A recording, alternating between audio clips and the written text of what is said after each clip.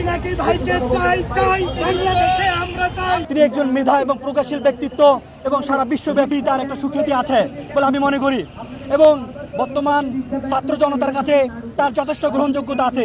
তরুণ সমাজের জাগরণের অগ্রদূত পিনাকি ভট্টাচার্য, তিনি সবসময় এই স্বৈরাচার, খুনি এবং ব্যভিচারকারী হাসিনার সরকারের বিরুদ্ধে, অর্থ পাচারকারী হাসিনার বিরুদ্ধে তিনি সোচ্চার ছিলেন। তিনি যখন আমাদের দেশে ইন্টারনেট অফ করে দেওয়া হয়েছিল, ফেসবুক অফ করে দেওয়া হয়েছিল, তখন আমরা পিনাকি ভট্টাচার্যের সঙ্গে বিভিন্নভাবে কমিউনিকেশন করার চেষ্টা করি। আমাদের ছাত্রদের উপর জুলুম, নির্বিচারের গুলি এবং বিভিন্ন ধরনের বৈশ্বিক নির্যাতনের কথা আমরা পিনাকি ভট্টাচার্যের কাছে তুলে ধরি।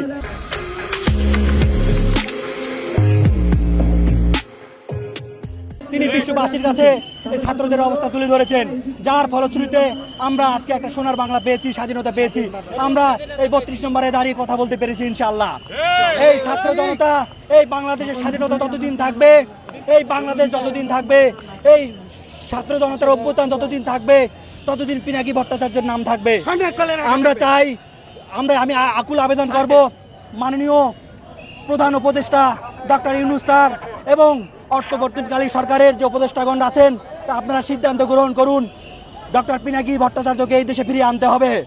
এদেশে প্রজ্ঞা এবং মেধাশীল সমাজ এবং দেশ গঠন করতে পিনাকির বিকল্প কিছু নেই। আপনারা কি বলেন?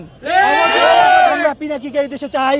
আমরা সাধারণ ছাত্র জনতা, আমরা সাধারণ মানুষ বাংলাদেশের, আমরা পিনাকির ফ্যান। সুতরাং 32 নম্বর থেকে আমি ডক্টর পিনাকি স্যারকে এদেশে আসার জন্য অনুরোধ করতেছি।